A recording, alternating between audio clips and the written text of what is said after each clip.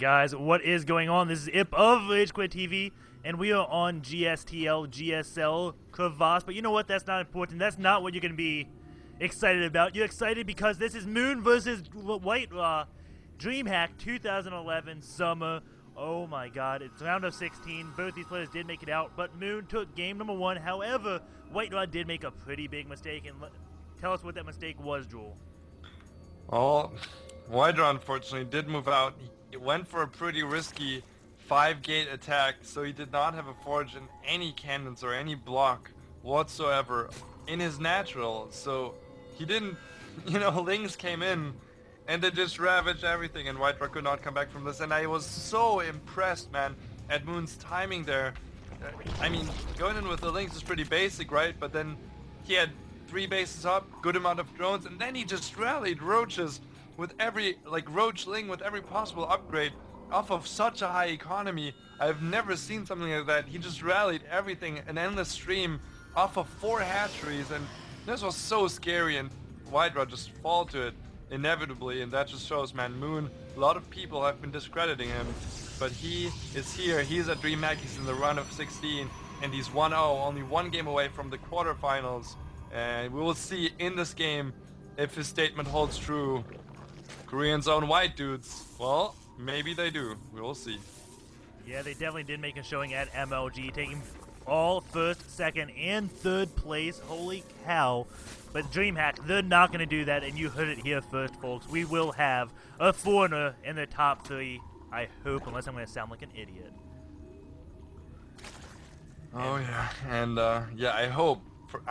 I can't deny it. I'm a big White-Ra fanboy, so I hope that White-Ra makes at least a 1-1 comeback. Whoever wins this is, of course, down to the player's skill and execution, but a game 3 would be absolutely awesome, and White-Ra can do it, man. He's one of the best foreigners. He completely pwned the group stage, and if he plays it safe, if he plays it like he used to play it, then he can definitely do it. Indeed, and White-Ra, and both actually, it's kind of odd. This is GSL Crevasse, the map where you normally see like Nexus first or at least Hatch first. Neither player opting for that. It is a macro map, and they're playing it perfectly standard. White-Ra getting his second gas, so maybe he's going to go for like a 3-gate expand. I'm not 100% sure if he will throw down his Nexus right after this gateway, maybe getting a sentry and then saving up his minerals. But for something tells me he's not. What do you think, A 3-gate expand wouldn't make sense on this map because you have it to secure your outside natural, so unless he wants to take the outside natural, which I would actually, to be honest, expected Moon to take, because that's much better for Zerg due to being a full base, he doesn't need 3-gate production to secure the back door here, and I don't think he will, so he will 1-gate expand here, which yes. I think is a very reasonable choice. White-Ra does get the probe into Moon's base first and decides, okay, now let's just save up the money and do that 1-gate expand. It is indeed 1-gate expand, like you said. And the Zealot blocking it, and with that sentry there, just kind of hiding through that Chrono Boost energy. I didn't even see that sentry there. So, maybe Moon did, and he was like, maybe I can go up. But no. Complete wall there. Zealot and sentry blocking the way.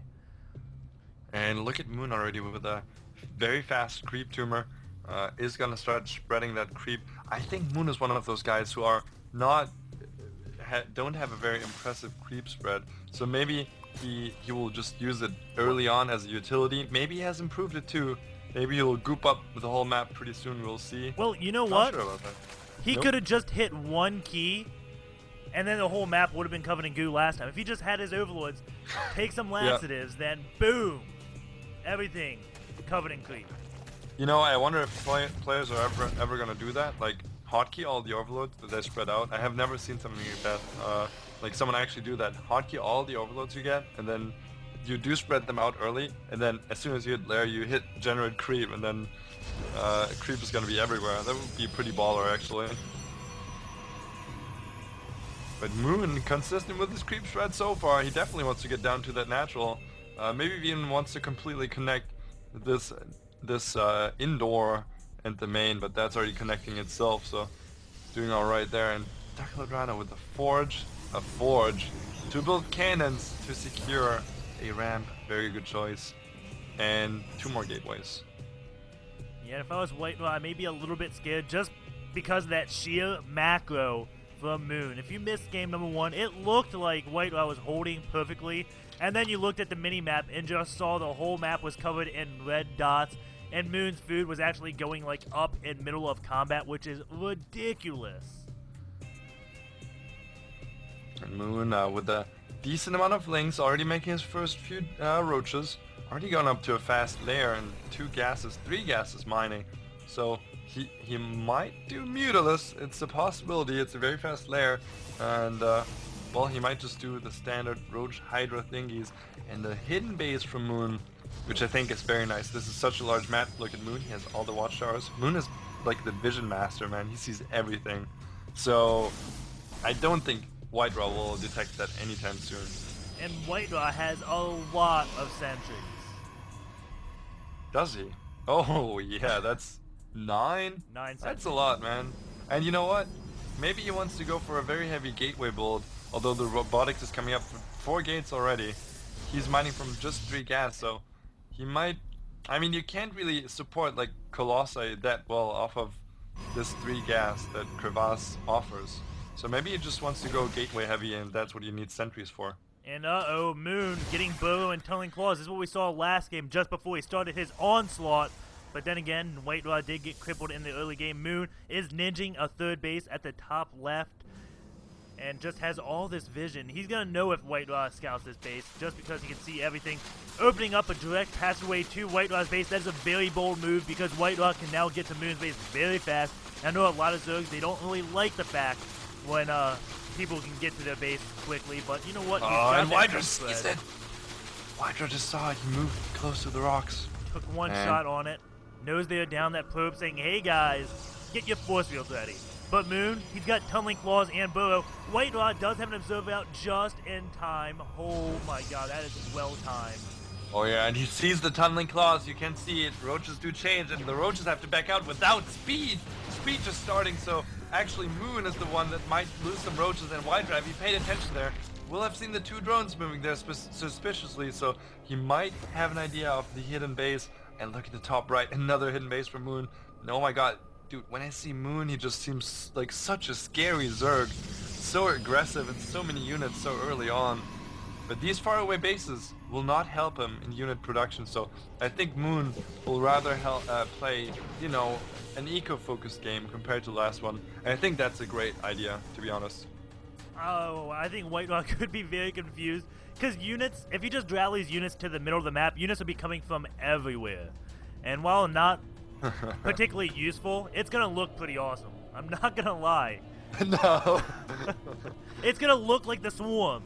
Moon right now is playing Zerg like I think it should be. He is definitely... I agree so much, man. Like Swarm-like.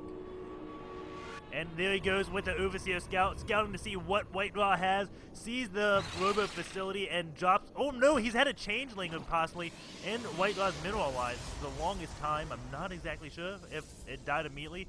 Overseer has taken some HP hits, so I'm assuming White-Ra with the changeling and another one does die. Yeah, White-Ra this time getting there a bit quicker. That first one was even down half time, so that was in there for quite a while. Didn't even see that earlier. And both players are dancing back and forth, seeing what they can do. Let's look at the supplies. Moon at 130, White-Ra as well. And Moon ahead in Harvesters, but White-Ra of course has a high unit count, 26 Stalkers, 2 Immortals. And that's what I kind of expected. No Colossi because 3 gas, not really enough to get Colossi out, but instead a +1, a 1-1 even. And oh my god, White-Ra, careful, careful. You can't lose the Immortal yet. Forces go down, stopping most of it, but of course Tunneling Claws makes the Roaches so much slower here. But White-Ra didn't lose a single unit there. I think 3 Roaches did die from Moon. Moon is luring White-Ra to the middle of the map, where he will have those reinforcements come from every single direction. Yeah, and I can just imagine, man, is if Moon he just gets gonna go enough attack? This is how I saw him beat MC one game at MLG. MC went for his base, like, you know what, I can just go do the counterattack. But White-Ra gets a full around. But these forces could work against White-Ra soon. If his forces can't get up, these Roaches on the high ground can just pick these off. But no, that is not the case. White-Ra can get through, and White-Ra is looking like he is dominating right now. However, the food count looking like it's near the same. 22 lings in production. I see a Mutilus Scout. I don't know how many Mutas there are. Looks 9 like are out. Where are they? I don't know. Are they harassing already? I don't think so. I don't see them. Oh, a Nidus! Oh my god, a Nidus and White Ra's natural. Oh my god. I don't think he sees it. If he doesn't see it. No, he doesn't. And here we go. Oh, no. Nidus Worm almost done.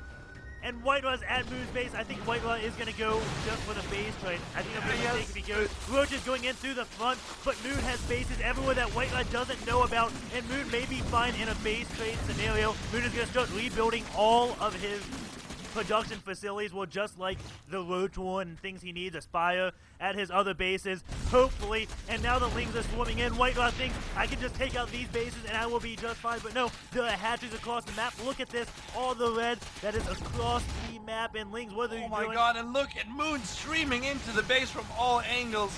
He wants White Ra's base and he knows he has more than his opponent and he's spread out. White Ra was not the exactly most mobile army. Is going to take out Moon's whole base. And can he kill the Nidus that's going up there? That could... nope. Moon is not going to be able to evacuate from that one, but White Ra's base is doomed. He loses everything. 118 to 130 supply. And Moon still with complete map hack, seeing everything. Losing his Mutas. Going down. Oh no! That could be a huge mistake from Moon. Moon kind of just taunting White Ra right now. He's like, you know what? I got some special tactics too. Nidus Worm. And what does White Ra have? Does he have buildings anywhere? I don't know. I don't see many other buildings.